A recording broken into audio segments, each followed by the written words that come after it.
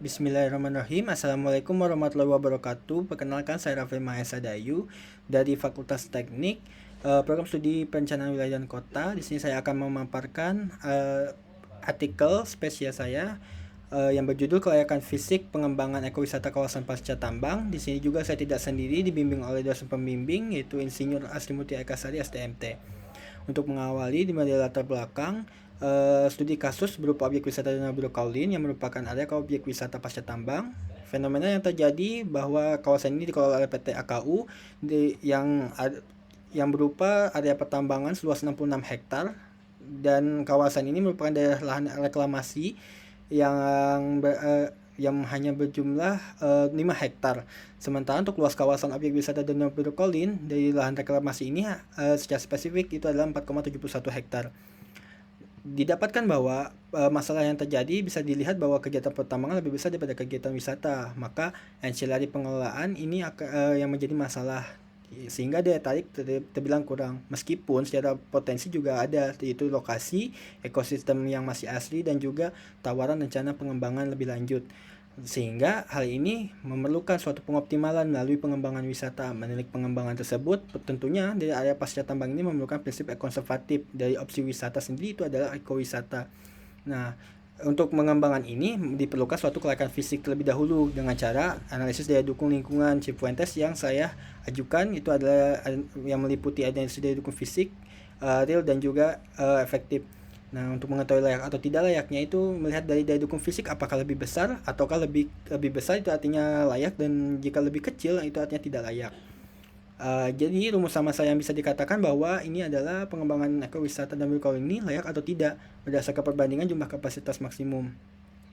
Tujuan dari penelitian ini tentunya mengevaluasi hasil kelayakan pengembangan yang nantinya juga mengetahui hasil perbandingan total jumlah kapasitas daya dukung, juga menentukan kapasitas maksimum yang relevan dengan kawasan. Nah, untuk wilayah mikronya sendiri sebagai berikut, bahwa objek wisata ini terletak di antara dua desa, yaitu adalah Desa Perawas dan Desa Air Raya. Profil kawasan Danau Biru Kaolin ini sendiri terdiri dari 3 area, itu area penataan, area inventory, dan juga area revegetasi dengan total spesifik 4,71 hektar. Metodologi yang digunakan, metode pendekatan itu merupakan kuantitatif, evaluasi formal dengan pengumpulan data primer observasi lapangan, wawancara kuesioner, dan juga sekunder, studi instansi, dan studi literatur. Lalu variabel yang digunakan terdapat 9, itu terdiri dari 3 bagian analisis, yaitu adalah PCC, Physical Carrying Capacity, Real Carrying Capacity, dan juga Effective Carrying Capacity. Berikut juga ini merupakan susunan rumus yang digunakan dalam perhitungan analisis ini. Selanjutnya merupakan alur analisis yang intinya ini akan mengetahui hasil dari analisis ini layak atau tidak untuk pengembangan ekowisata.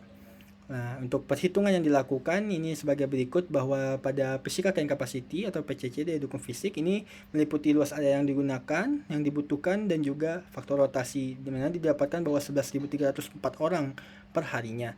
Lalu untuk daya dukung real atau carrying capacity ini meliputi 2 faktor koreksi, yaitu curah hujan dan juga kecepatan angin. Didapatkan juga bahwa 4.150 orang kapasitas maksimumnya per hari. Lalu untuk efektif ini sendiri melihat dari persentase kepuasan wisatawan terhadap pengelola dan juga anggaran, yang dimana didapatkan bahwa kapasitas maksimumnya ada 257 per orang per hari. Nah, kita sudah menemukan bahwa daya dukung fisik ini lebih besar dibandingkan daya dukung lainnya, maka ini bisa dikatakan layak. Nah, didukung juga bahwa diketahui rata-rata 25 pengunjung per hari berdasarkan faktor rotasi yang didapatkan. Jadi pengoptimalan ruang kawasan ini perlu dilakukan untuk memanfaatkan jumlah kapasitas yang masih ada, dan pengembangan adalah opsinya. Nah, kapasitas maksimum relevan ini seperti yang diketahui harus menggunakan prinsip konservatif, existing yang berupa outdoor, dan juga kenyamanan pengunjung. Yang intinya bahwa daya dukung real yang menjadi relevan dengan pertimbangan aspek biofisiknya. Jadi kapasitas maksimumnya itu 4.150 orang per hari. Kesimpulannya bahwa hasil keseluruhan daya dukung ini, pengembangan objek wisata Danau Biru Kaolin masih dapat dioptimalkan atau dikembangkan dengan daya dukung real atau RCC yang bisa digunakan sebagai kapasitas maksimum relevan, yaitu 4.150 pengunjung per hari. Hasil keseluruhan bahwa studi kelayakan pengembangan ekowisata pasca tambang pada objek wisata Danau Biru Kaolin Belitung layak untuk dilanjutkan dan dikembangkan. Baik, begitu yang bisa saya sampaikan. Lebih kurangnya saya mohon maaf. Terima kasih. Wabillahi taufiq wal hidayah. Wassalamualaikum warahmatullahi wabarakatuh.